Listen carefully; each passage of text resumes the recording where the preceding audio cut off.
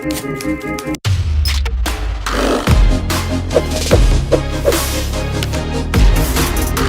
kita ketemu lagi.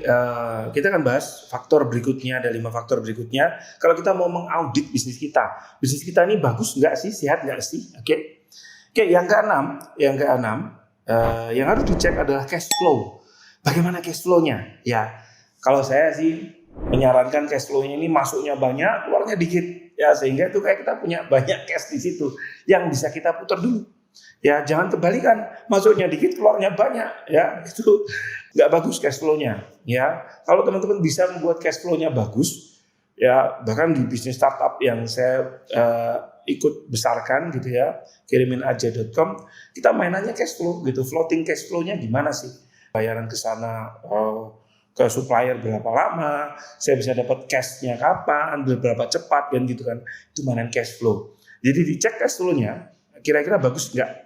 0 sampai 10. Kalau teman-teman bisa masuknya banyak cepat gitu kan, dan keluarnya teman-teman bisa tahan untuk sesedikit mungkin keluar, itu berarti nilainya semakin besar. Tapi kalau masuknya sedikit, keluarnya cepat, itu nilainya mendekati 0. Oke? Silakan dinilai sendiri 0 sampai 10 kira-kira ya faktor cash flow-nya di bisnis teman-teman seperti apa.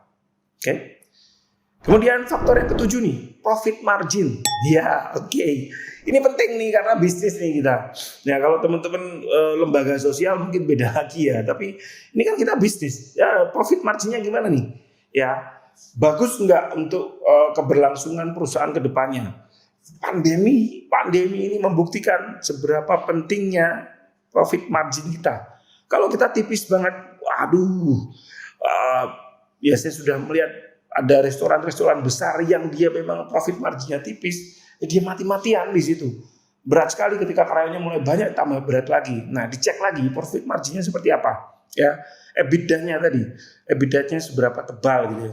Bisa nggak kita luasin, teman-teman mulai fokus bagaimana biar profit marginnya lebih gede. Ya, itu ya. Jadi yang ketujuh, silakan dicek, kasih nilai 0 sampai 10. Kira-kira profit margin ini masih bagus nggak sih? Ya, semakin gede semakin bagus dong. Ya, oke. Nomor 7. Nomor 8 adalah faktor manajemen team and people. Gimana timnya? Ya, ini penting banget gitu ya. Contoh nih sederhana, mungkin kita ngomong yang non kuliner ya. Kemarin ada satu startup, dia baru mulai ya. Mungkin baru jalan sebulan, tapi dia sudah dapat suntian dana investor itu sekitar 300 miliar. Kenapa baru mulai 1 bulan sudah ada yang mau injek dana? Karena tadi manajemen timnya dan orang-orang yang foundernya nih itu tuh sudah punya experience yang bagus gitu. Semakin bagus tim kita itu enak banget nanti. Ya mungkin teman-teman misalkan aku nggak mau cari investor, is okay. Tapi timnya harus bener. Kalau nggak nanti ya dia akan tumbuh sebesar kemampuan timnya itu aja. Oke, jadi kalau mulai tumbuh nih, kebetulan saya juga sedang membersamai salah satu bisnis kuliner yang pertumbuhannya luar biasa gitu ya. Nah, ini kita mulai upgrading gitu timnya.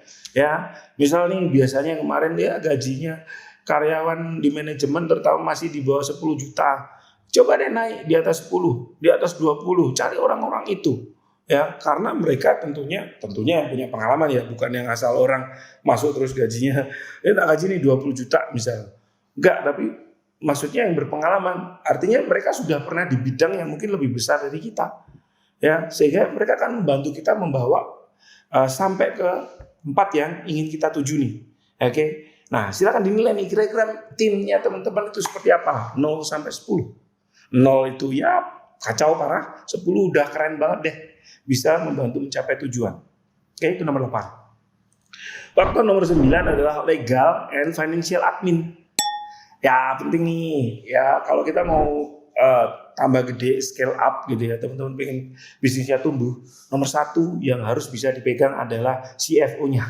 Oke, CFO-nya. Jadi gimana nih tim finance, head of finance-nya, chief financial officer-nya? Dia paham nggak bikin forecasting? Dia paham nggak bagaimana mengelola uang yang ada? Dia pernah ngelola uang berapa nih?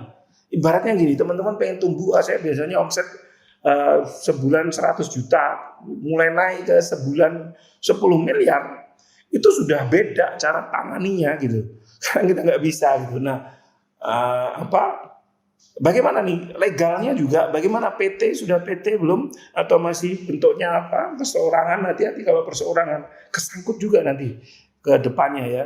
Lalu bagaimana kontrak-kontrak di dalamnya ya sudah clear belum? Kalau nggak semakin besar nanti teman-teman akan semakin dipegangin buntutnya ibaratnya gitu ya. Ya lalu tadi financial tadi ya. Silakan kasih skor 0 sampai 10 ya di faktor legal financial admin. Oke. Yang terakhir nomor 10 adalah faktor bisnis potensial. Gimana nih potensi bisnisnya? Teman-teman coba cek. Ini kaitannya nanti dengan nomor 1 juga industri kategori growth. Tapi dicek nih potensi bisnisnya kira-kira 5-10 tahun lagi orang-orang masih pakai nggak? Orang-orang masih konsumsi nggak? Atau dia hanya kayak kemarin ada es kepal Milo gitu ya, yang mungkin ya hitungan bulan terus hilang gitu. Jadi nggak ada potensi bisnisnya. Nah silakan kasih skor 0 sampai 10. Menurut teman-teman aja potensi bisnisnya gimana nih? Oke? Nah kalau sudah teman-teman kasih skor tadi ada 10 faktor tadi ya teman-teman bisa lihat nih di sini ya. Nah ini ada beberapa saran saya dari total nilai. Silakan ditotal dulu nilainya tadi ya, 0 terendah 10 tertinggi ya. Total nilai ini nggak lebih dari 100 nanti. Nah silakan teman-teman cek nih. Ya misalkan nih skornya teman-teman itu 0 sampai 25. Oke ya, 0 sampai 25. Ya, mungkin setelah dijumlah, wah aku jumlahnya cuma 20 Mas. Boleh, iya terserah kan. Nah, ini saran saya. Yang pertama adalah perlu dipertimbangkan untuk tutup atau ganti usaha. Oke. Kalau berantakan skornya jawaban nih nggak sampai 1/4, 0 sampai 25 ya. Oke. Kalau total skornya 0 sampai 25. Ingat, ini cabul juga di tulisan di sini ya. Perlu dipertimbangkan untuk tutup atau ganti usaha. Oke. Terus kalau skornya teman-teman 26 sampai 50 ya. Jadi range 26 sampai 50. Nah, ini saran saya adalah seperti ini. Kerja keras untuk memperbaiki. Sanggup nggak? Sanggup nggak kerja keras untuk memperbaiki? Ya, itu pertanyaannya. Ya, kalau total skornya 26 sampai 50. Oke. Lalu ada grade ketiga, kalau total skornya 51 sampai 75, ya ini ada di level punya kesempatan untuk diperbaiki dan dikembangkan. Oke, 51 sampai 75 punya kesempatan untuk diperbaiki dan dikembangkan. Oke, nah kalau sudah, ini grade yang terakhir 76 sampai 100. Nah ini teman-teman perbaiki dan siap untuk IPO nih. 5 tahun ke depan gitu ya, langsung aja disiapkan untuk IPO bisnisnya. Oke. Nah silakan disimak kira-kira bisnisnya teman-teman sekarang ada di grade mana nih. Oke. Bisa dicek juga, nanti kita akan sertakan juga checklistnya, toolsnya. Semoga terpakai ya, dan semoga dari sini teman-teman jadi tahu faktor apa yang harus diperbaiki dalam bisnisnya. Oke, terima kasih banyak. Sekian dari saya. Assalamualaikum warahmatullahi wabarakatuh.